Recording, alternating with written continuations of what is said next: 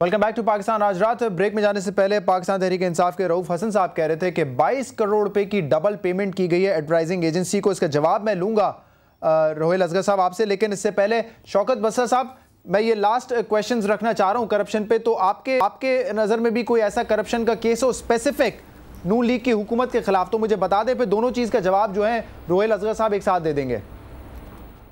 शहजाद, इनकी करप्शन तो जाहिर है कि एक लोहे की फैक्ट्री से अब ये जो खरबपति बन गए हैं। नहीं, मैं आज की बात कर रहा हूँ, माजी में ना जाए। देखिए मेरी रिक्वेस्ट है, माजी में ना जाए, आज की बात मैं वो सारी बताता हूँ। वो कहते हैं ना वो चोर नाले चतर, ये वो लोग हैं कि 100 चूहे खा के बिल्ली हज को जाने की कोशिश ना करे।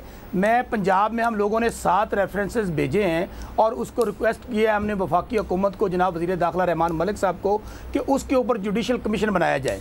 उसके ऊपर क्या है, सस्ती रोटी में इन्होंने अरबों रुपए की करप्शन की और मुझे नहीं समझ आती कि वो आटा कौन खा गया है और किसने रोटी खाई है। उसके ऊपर हमने क्या कमीशन बनाया जाए। अफसाना हाउसिंग स्कीम इन्होंने शुरू की है, उसके ऊपर हमें बताया जाए कि कहाँ अरबों रुपया चला गया। उसके बाद इन्होंने तीसरा हमने कहा कि येलो कैब स्कीम, वो उसके ऊपर क्या किया गया है। फिर आप ये देख लीजिए कि अभी इन्होंने जो नई वारदात डाली है, 16 अरब रुपए की इन लोगों ने जाली स्प्रे की है। और 16 अरब रुपए से कम शहजाद कुछ नहीं तो पूरे साउथ एशिया में स्प्रे हो जाता है। और जाली स्प्रे का आलम यह है कि ये नाकाम लीग 1000 से ऊपर लोग अपनी मुजरमाना गुफलत की वजह से मरवा चुकी है और इनका ये फैशन बन गया है। ठीक है, तो रहमान मलिक साहब तो आपकी पार्टी के ही इंटीरियर मिनिस्टर है ना, तो इनमें से कितने कमीशन बन चुके हैं अब तक?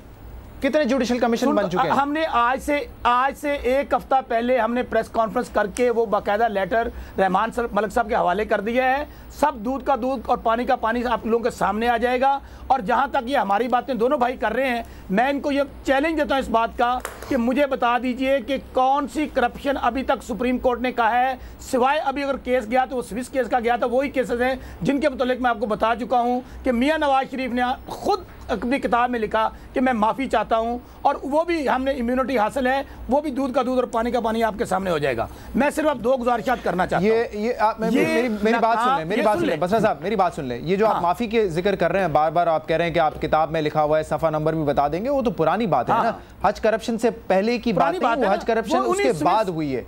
ठीक है, इसके अलावा एलपीजी केस उसके बाद हुआ। ये केसेस तो बाद के हैं ना, उसमें तो माफी नहीं मांगी मियां साहब ने। शहजाद, मुझे बताइए कि हज करप्शन केस में जो इन्वॉल्व थे वो सामने आ गए क्या? ये नाम लेते हैं प्रेसिडेंट साहब का, प्राइम मिनिस्टर साहब का, क्या कहीं ये आया कि वो इन्वॉल्व थे? ये फैशन बन गया इन लोगों का ऐसे वो शोर डालना। कोई केस बता दें मुझे कि जिसमें ये आया हो कि प्राइम मिनिस्टर साहब या प्रेसिडेंट साहब इन्वॉल्व हैं। लेकिन ये लोग तो डायरेक्टली इन्वॉल्व है। मियां शहबाज शरीफ साहब सस्ती रोटी करप्शन में ये लोग इन्वॉल्व हैं, मैंने आपको बताया, और उसके ऊपर जुडिशियल कमीशन बनेंगे और बात सामने आपके आ जाएगी। अब शहजाद, मैं गुजारिश ये एनआरओ के जरिए किस तरीके से आप लोगों ने अपने केसेस खत्म करवाए हैं, उसका क्यों भूल जाते हैं आप लोग जिक्र करना? नेशनल रिकंसिलिएशन ऑर्डिनेंस जो है राउफ साहब, उसका ऑब्जेक्टिव क्या था? मेरी बात कर लेने, फिर अब मैं दरमियान में नहीं बोला। राउफ साहब, मैं दरमियान में नहीं बोला किसी के भी। मैं आपसे असल में अब मुकाबला शहजाद जारी है नून लीग और तहरीक इंसाफ में। मैं आपको इनफैक्ट बताऊं, ये एक खेल शुरू हुआ है कि ये जो जमात थी नून लीग, ये रह गई है सिर्फ जीटी रोड तक। जीटी रोड पर इन लोगों को इमरान खान ने और डिंगी ने इनकी और इमरान खान ने नींदें हराम की हैं। ये फैक्ट है, मैं बिल्कुल मानता हूँ। हालत ये है कि नून लीग का बेस है लाहौर। जो इमरान खान करता है पीछे पीछे नून लीग कर रही है। आपके सामने हकायक आते जाएंगे और खुलते जाएंगे। इन्हें बताएं ना कि जलसे जुलूस करें जाके खैबर पख्तूनख्वा में, करें जाके बलोचिस्तान में, करें जाके सिंध में। इनको मिलता है तो पंजाब जहां पे अपनी गवर्नमेंट है, पटवारी से लेके डीसीओ तक। ठीक है शौकत साहब, आपने अपना पॉइंट जो है वो क्लियर कर दिया। ठीक है, पॉइंट क्लियर हो गया, इसका जवाब देने देना।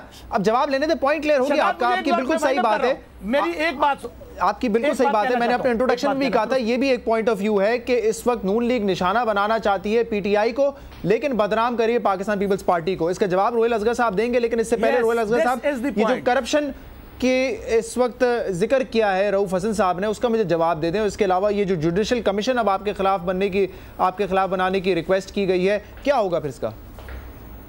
शहजाद, एक लेटर मेरे पास भी पड़ा है, ऑडिटर जनरल शेख साहब, एक मिनट, एक लेटर और है। ऑडिटर जनरल ऑफ पाकिस्तान की रिपोर्ट मेरे पास है, जिसमें उन्होंने कहा है कि तकरीबन 2.5 अरब की करप्शन हुई है। और ये ऑडिटर जनरल ऑफ पाकिस्तान की रिपोर्ट है, मेरी बनाई हुई नहीं है। कहां पे हुई है ये करप्शन? ये भी ले लीजिए मेरे से। कहां पे हुई है ये करप्शन? ये तो पंजाब गवर्नमेंट کون سے محکمے میں گورنمنٹ نے جو کرپشن کی ہے کون سے محکمے میں ہوئی ہے؟ ٹوٹل جو شہباز شریف ٹوٹل جو انہوں نے کرپشن سامنے لائے ہیں، auditor general of Pakistan page میرے پاس ہے، کتاب میرے پاس ہے، 2.5 ارب کی کرپشن، یہ میرے سے لے لیجیے. چلیں 2.5 ارب کی یہ ہو گئی. روہیل اصغر صاحب 16 ارب روپے کا جعلی اسپرے آپ لوگوں نے استعمال کیا جس سے پورے ساؤتھ ایشیا میں جو ہے ڈینگی کو لڑا جا سکتا تھا. 22 کروڑ روپے کی ڈبل پیمنٹ ایڈورٹائزنگ ایجنسی کو کی ہے. 35 ارب روپیہ جو ہے وہ انہوں نے سستی روٹی میں ضائع کیا. اب روہیل صاحب جواب دے دیں کیونکہ اماؤنٹ بڑھتا جا رہا ہے. جی روہیل صاحب.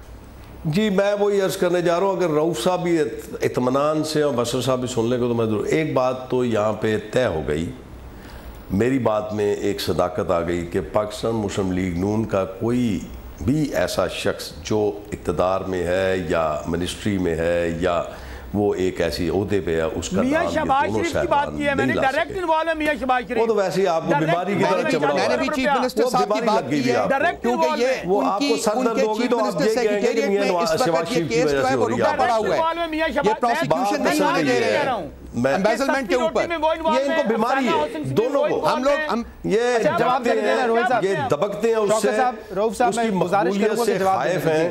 میں یہی کہہ رہا ہوں اگر یہ نہیں سنیں گے تو پھر یہ اخلاقیات کا درس کس کو دیتے ہیں؟ شیخ صاحب جواب دیں. پہلی بات میں یہ کہنا چاہتا ہوں، انہوں نے بڑی اخلاق سے، ہمیشہ میں سنتا ہوں اخلاق سے گری بات کرتے ہیں کہ ان کو لوہے کی فیکٹری نظر آتی ہے، ان کو اس کا مطلب ہے کہ کارکن لوہے میں کام کر. ویسے تو یہ کہتے ہیں کہ ہمارا چشمہ عوام میں آتی ہے نا. مجھے ایک بات بتائیں بصرہ صاحب، آرام سے آپ بات سنیں، آپ آرام سے بات سنیں. آپ بصرہ صاحب 2 منٹ تحمل سے بات سن لینا. بصرہ صاحب باتیں آپ کو ایک بات کام کی نہیں. نواز شریف کی تو فیکٹری تھی لوہے کی، جو صدر بنا ہوا وہ کل تک ایک سینمے کے باہر ٹکٹیں بلیک کیا کرتا تھا. اصل میں شہزاد اب اس کے پاس پیسہ کہاں سے آ گیا؟ یہ بیچارے بات سنیں آپ میری شہزاد، اگر آپ کو کام کی بات سننا چاہتے ہیں تو ان کا شوکت بصرہ صاحب 2 منٹ تحمل سے بات سن لیں. شوکت بصرہ صاحب کافی سارے الزامات لگا دیے گئے ہیں، جواب تو دینے دیں روہیل صاحب کو. جی 42 ارب کی آپ لوگ. اچھا ٹھیک ہے نا بصرہ صاحب، بات آپ کی ہوگی، بات تو کرنے دیں. بصرہ صاحب اس طرح پروگرام بھی خراب ہوگا، کوئی فائدہ نہیں ہوگا، کوئی بات جو ہے وہ ویوز تک نہیں پہنچے گی. جی یقین کیجئے کہ یہ اب اگلے 100 سال بھی عبادت کریں گے تو عوام اب ان کے چکمے میں آنے والے نہیں ہیں.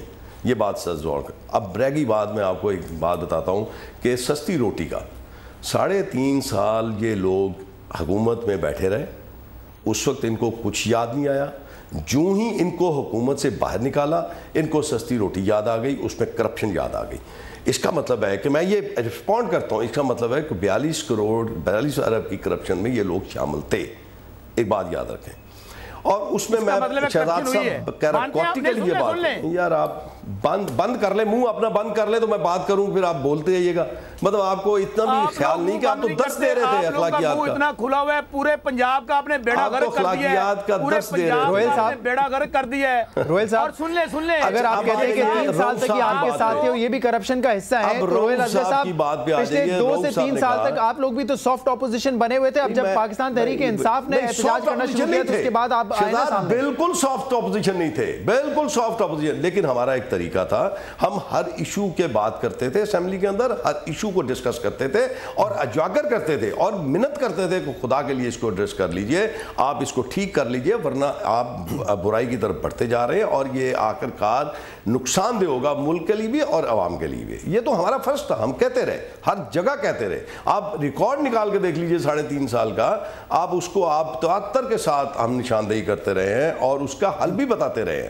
اب آپ رؤوف صاحب کی طرف آ جائیے. رؤوف صاحب نے خط دکھایا، سیکٹری انفارمیشن نے خط لکھا ڈی جی اینٹی کرپشن کو. ڈی جی اینٹی کرپشن نے اپنے ریمارکس واپس کر دی. کہیں آپ بتا دیجئے حکومت کا کوئی اہلکار جو ہماری مسلم لیگ نون کا کوئی اس بندہ اس میں انوالو ہو. یہ صاحبان ابھی آپ کی حکومت میں امپورٹنٹ عہدوں کے اوپر فائز ہیں. روہیل اصغر صاحب سنیں گے آپ سنیں گے آپ میری بات، پھر آپ یہ کرپشن کی ایک اچھی مثال ہے کہ ان دونوں کو پنش کرنے کی بجائے آپ نے ان کو میں اس کو ڈینائی نہیں کرتا، لیکن میں یہ کیراگوٹیکلی یہ بات کہتا ہوں. ارے رؤوف صاحب آپ بات تو سن لیں، ہم بات سن لیں گے آپ آرام سے. بات یہ ہے کہ اگر اس میں کوئی شخص انوالو تھا یا واقعی اگر 22 کروڑ کی ڈبل پیمنٹ ہوئی ہے تو میں یقین کے ساتھ کہتا ہوں آپ کو کہ اس کے پیٹ میں سے نکال کے 22 کروڑ جو ہے وہ خزانے میں جمع کروایا گیا ہوگا. اس کو میں کیٹاگوریکلی آپ کو کہتا ہوں. یہ ہمارا ترہ امتیاز ہے کہ پاکستان مسلم لیگ نون کی حکومت اس قسم کے کاموں میں ملوث نہیں ہے. اور ایک بات اور میں آپ کو جا کے ڈینگی سپرے کی بات میں آپ کو بتاتا ہوں. شہزاد صاحب I'm sorry I have to intervene. یہ بالکل نہیں ہوا. نہ صرف کہ یہ نہیں ہوا بلکہ یہ جو امبیزلمنٹ کا کیس ہے یہ چیف منسٹر سیکریٹریٹ میں انہوں نے ہولڈ کیا ہوا ہے اپنے لوگوں کو پروٹیکٹ کرنے کے لیے. یہ ہولڈ کر کے بیٹھے ہوئے اس کیس کو, اس کو نہیں انسٹیٹیوٹ کرنے دے رہے, آگے نہیں بڑھانے دے رہے. آپ یہ میں بالکل سٹیٹمنٹ کو نہیں مانتا جی, یہ غلط ہے جو یہ روہیل اصغر صاحب I'm sorry یہ بالکل غلط کہہ رہے ہیں. شہزاد صاحب آپ رؤوف صاحب آپ بالکل غلط کہہ رہے ہیں. وہ ڈاکیومنٹس دکھا رہے ہیں, وہ کہہ رہے ہیں کہ سیکریٹریٹ میں کیس کو روک دیا گیا ہے نا, کیس آگے ہی نہیں بڑھایا گیا ہے. نہیں کبھی ہو, یہ ممکن نہیں ہے. یہ شہزاد صاحب ممکن نہیں ہے. روکنا ہوتا تو یہ خط رؤوف صاحب کے پاس نہ تھا. یہ خط ان کے ہاتھ میں جو آج آیا ہے اس کا مطلب یہ ہے کہ ہم کسی بات کو چھپانے کو تیار نہیں ہیں. ہم اپنی عوام سے کوئی اپنی غلطی کوتاہی بچانے کو تیار نہیں ہیں. میں اب 3 باتیں اور جو ہیں, اب آشیانہ ہاؤسنگ سکیم کی, آشیانہ ہاؤسنگ سکیم اپنے تکمیل کے مراحل طے کر رہی ہے. اب چلیے آپ کہہ لیجئے, اب میں اس کے متعلق یہ ہے کہ ابھی وہ اپنے تکمیل کے مراحل طے کر رہی ہے. اب جب تکمیل اپنی اس کی مکمل ہوگی اس کے بعد آپ کہہ سکتے ہیں, آپ کے پاس کھلا ایک آپشن ہے کہ اگر کسی ہماری حکومت نے کسی قسم کی کوئی امبیزلمنٹ کی ہے تو آپ کے پاس کھلی آپشن ہے, آپ جائیے ریفرنس دائر کیجئے, آپ کمیشن بنا دیجئے, کمیشن اپوائنٹ کر دیجئے. اور اگر خدا نہ خواستہ میری حکومت کی امبیزلمنٹ ثابت ہوتی ہے تو میں تو شرم کے مارے عوام کے سامنے نہیں جا سکتا. ٹھیک ہے, ارادہ یہی ہے, کہہ رہے ہیں کہ 7 ایسے ایشوز ہیں جس پہ جوڈیشل کمیشن بنایا جائے گا. صاحب آپ لوگوں کو شرم نہیں آتی؟ میں تو کہتا ہوں اگر آپ لوگوں کو شرم آتی ہوتی تو جو پنجاب کے اندر ہوا ہے سن لیں, اگر آپ لوگوں کو شرم آتی ہوتی تو چیف منسٹر الفاظ پہ اپنے غور کریں. آپ بترا صاحب پتہ نہیں کس نے آپ کو ڈپٹی اپوزیشن لیڈر بنایا. آپ نے ابھی شیخ صاحب پہلے یہ دھمکیاں دینے والی سیاست بند کریں. ہمیں پتہ ہے آپ لوگوں کو. سن لیں شہزاد, سن لیں, ان جیسا مخالف اللہ میں یار کسی کو دو. یہ وہ لوگ ہیں جو 10 دن جیل برداشت نہیں کر سکے اور رونے کی آوازیں اور معافیوں کی آوازیں پورے پاکستان نے سنی. یہ لوگ پھر جدہ بھاگیں گے, ہمیں ان سے کوئی پریشانی نہیں ہے. ان جیسا مخالف اللہ تعالیٰ ہر کسی کو دے. میں اسی لیے شہزاد کہتا ہوں کہ آپ بات کریں ایشوز کی. ٹھیک ہے, اگر آپ یہ بات کریں گے میرے پاس اس کا بہترین جواب ہے. میں اب یہ ایک بات کرنے جا رہا ہوں. آپ لوگ کوئی معافی مانگ کے چلا گیا, کوئی معافی مانگ کے واپس آ گیا. کیا بے نظیر بھٹو معافی مانگ کے واپس نہیں آئی؟ ہمارے پاس ہے, سائن نہیں کیا. کس منہ سے آپ بات کرتے ہیں؟ پھر ہم ماضی میں چلے جائیں گے اور میری پوری کوشش ہوتی ہے کہ میں ماضی کی باتوں میں وقت نہ ضائع کروں. مجھے ایک بریک لینا ہے, اس کے بعد جو ہے ہم بات کریں گے کہ یہ دھرنوں کی جو سیاست ہو رہی ہے اس سے فائدہ کس کو ہوگا, اور نون لیگ کا اصل ہدف کیا پاکستان تحریک انصاف ہے یا پاکستان پیپلز پارٹی ہے. ایک بریک کے بعد اس پر ہم بات کریں گے. ناظرین ہمارے ساتھ رہیے گا.